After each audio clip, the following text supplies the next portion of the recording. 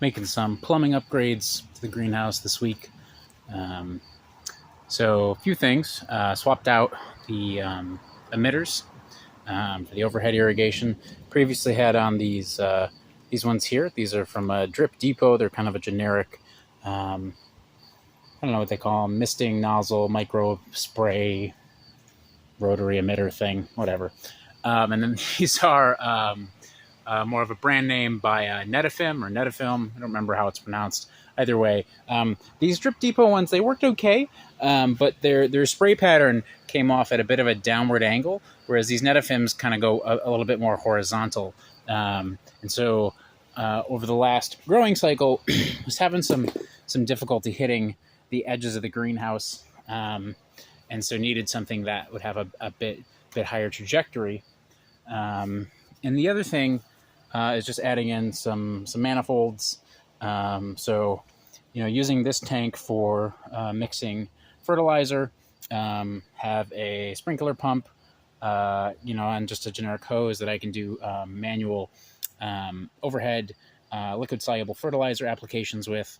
And then this manifold here, I've got one for the overhead irrigation, one branch, and then adding in another branch. Ideally, I'd like to add in some irrigation under the benches for mist propagation.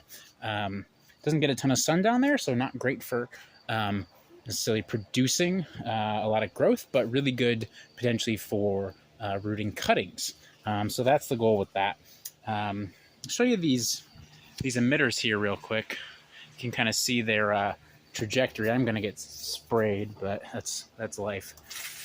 Okay, hello. So I don't know how well you can see that, but if you look kind of closely, they are going sort of more or less horizontal.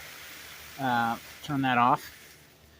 Maybe I'll try and swap out one of these here and show the Drip Depot comparison.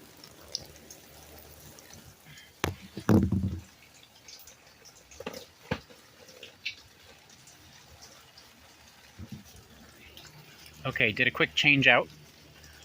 And let's see how that goes in comparison. So yeah, you can see right there how it's got that downward angle, whereas the Netafim's a bit more horizontal. So yeah, it works a lot better for my application.